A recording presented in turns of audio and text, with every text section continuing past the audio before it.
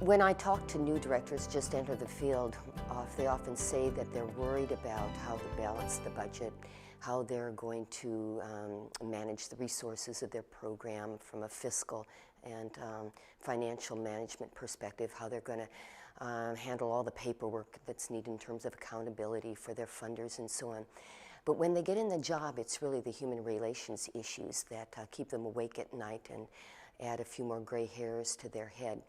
And it really is that human relations are the cement that holds our early childhood programs together.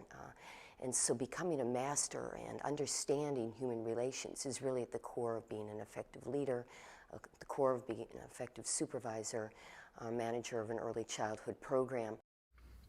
As we just heard from Paula Jorday Bloom, human resources management is what keeps directors awake at night, and it is the cement that holds our early childhood programs together. One of the challenging elements of human resources management is hiring the right staff for the job. As you listen to Madeline Baker and Jim Greenman, make note of the criteria these directors believe to be essential in hiring the right staff for the job. In the hiring process, you have to really look at the current situation in terms of not only hiring for those who have the subject matter expertise in the background, but also who have had experience that would also fit into the culture of your organization. And in my experience, I've always looking at the broad perspective of what's available in the community as a talent pool. And oftentimes, it may not be the ones with the most credentials, but combination of credentials as well as experiences that are combined. I'm a big believer in looking to hire for character and attitude and train for skill. The world of early childhood is not a high-paying world, and if we want people who are going to be motivated, who are going to have talent, who are going to want to be there. As you seek to hire the right person for the job, do you actively search for those with experience that would fit into your organizational culture? Do you seek to discern character and attitude as key criteria in the hiring decision? How much weight do you place on these criteria in selecting the best candidate?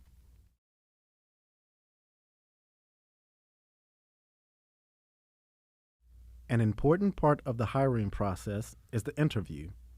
Next, Karen McElroy describes the kind of interview questions used in her program. One of the lessons that we've learned in our process around interviewing our candidates is our program is multifaceted. The people work with children in the classrooms for 4 hours a day, and then in the afternoons they do home visits, we have parent workshops, they get planning time, they have professional development meetings they must attend.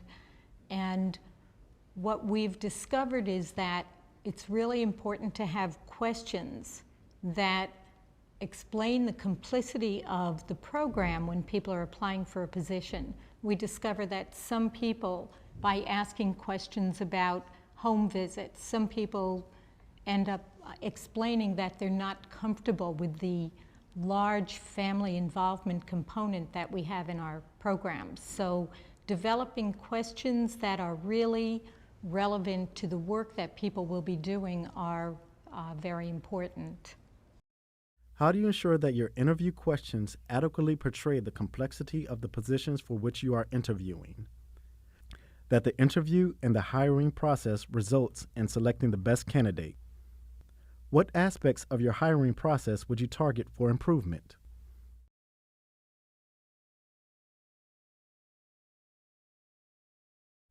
One of the challenges in human resources management is determining how to handle friendships between staff and managers. Listen to Lori Lee Richter's advice on managing friendships with staff. The first and best advice is don't do it at all.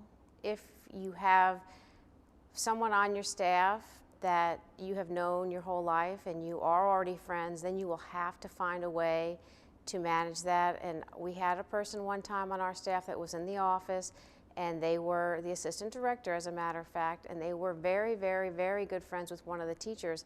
It caused a lot of difficulty for the teacher, and it was very, very hard for the assistant director to do her job effectively because she had this friendship. And it wasn't that she necessarily did anything differently with this person, it was a perception that the other staff had. So if there's any way to avoid being in a friendship situation, it should be avoided at all costs. You can't go out with your staff, you can't go and do these different things unless you're going to do the same thing with all of them all of the time. You can't have one particular person that is going to be seen as a favorite person. If there are long-standing friendships in place between a manager and a staff person, what steps could you take to mediate the inevitable perception of favoritism? Could another supervisor approve requests for time off or handle the performance appraisal? Could the supervisor manage the friendship itself, avoid work discussions, be vigilant to avoid a breach of confidentiality? Reflect on specific steps you might take.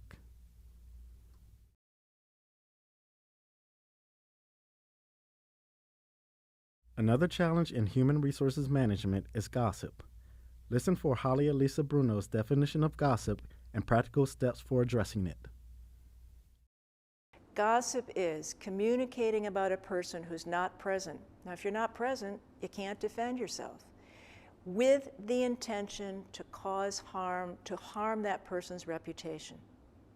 So, if I am being critical of someone who's not there to defend herself, and I am trying to harm her reputation, that's gossiping. And that happens, and you know what, as a leader, I need to take responsibility for saying, our program is a gossip-free zone. Now, one other thing, listening to gossip is gossip.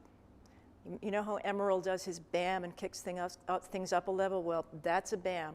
Because I discovered when I had a lot of faculty reporting to me, they'd come in, they'd talk with me. I thought I should listen, and listening is an important thing to do as a leader. But they'd start complaining about other people, and I would listen, and I would listen. This was at the end of the day. And then I'd go down the hall the next day, and I'd hear people say, well, Dean Bruno agrees with me. And I said, uh-oh, I'm in trouble now. I need to change this. So listening to gossip is not stopping gossip. It's letting it just keep going. So you want to know some things that you can do. And by the way, this is all to answer the question, why talk about things? Why raise issues that people don't want to talk about? Because the truth sets us free. So knowing that gossip happens, here's what we can do. As a leader, I have the right to put in my job descriptions the following requirement. Maintaining a gossip-free work environment is an essential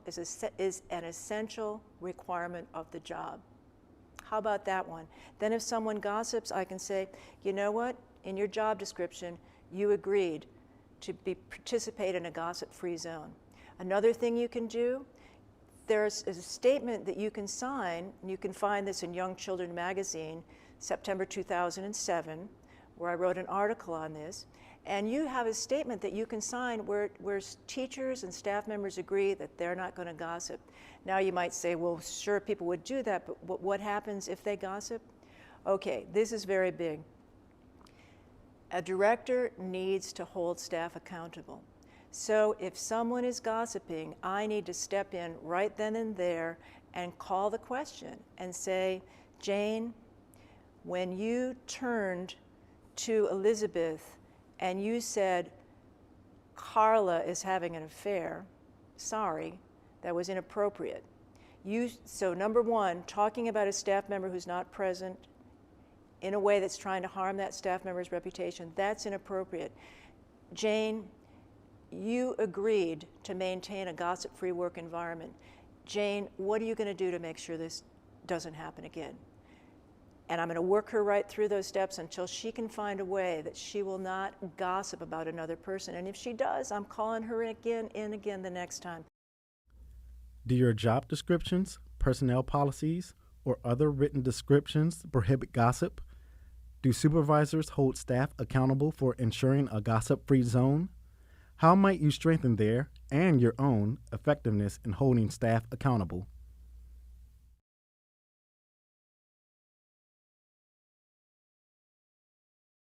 Conflict in the workplace is inevitable. Managing conflict is a critical part of the director's job. Next, Lori Lee Richter reflects on strategies for managing conflict.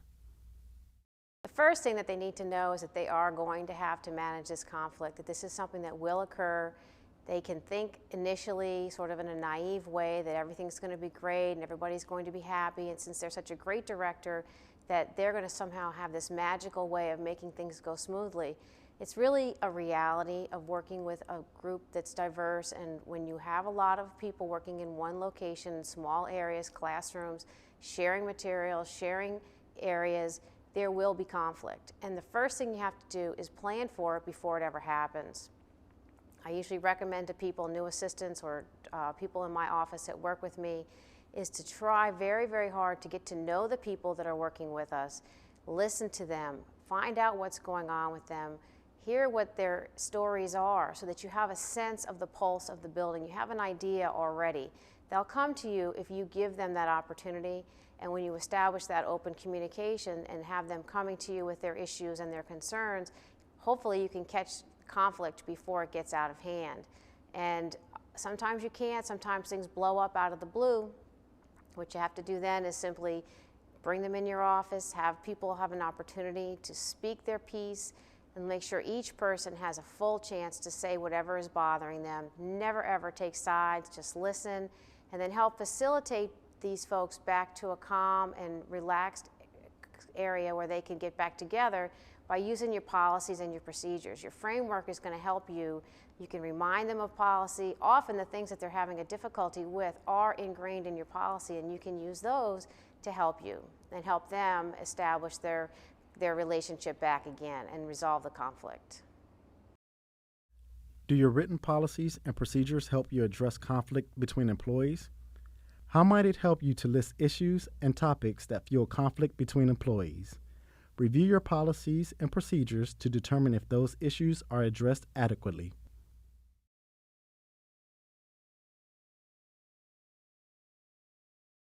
Conflict in the workplace could be the result of misunderstanding, miscommunication, or presumptions about others' intentionality. Paula Jorday Bloom reflects on her lessons learned regarding human relations. My sense is that when I've made mistakes, I've probably jumped to a conclusion too fast, or I've made a decision too fast, or I haven't considered all points of view. And if there's anything I've learned over the years, it's probably to slow down a little bit, certainly to presume positive intentionality of other people, but always really to honor other people's perspectives and really to understand that every single other person has a different lens that they're looking at an issue from. And that perspective differs because of their difference in background and education and their culture and their ethnic background and the different kinds of experiences that they've had. And understanding human relations obviously begins with appreciating individual differences, not giving lip service to individual differences, but truly honoring different differences in people, not just the way people think and process information, but the points of view that they have about different issues, their different experiences, their different value systems, and so on. And so human resource management is, the heart of it, is really honoring the different ways that people learn, the different ways that people communicate with one another, understanding that, having patience with that, and not assuming that your approach or your way of thinking or your communication style is the best way, the only way. When we really honor other approaches, other communication styles, other ways of thinking, other ways of solving problems, other ways of interacting, what we really get then is kind of a synergy in our programs that is so much more powerful than a single voice, a single way of processing information or thinking or communicating. How do you allow yourself to slow down a bit when considering conflicting points of view? How can you strengthen your ability to presume positive intentionality of other people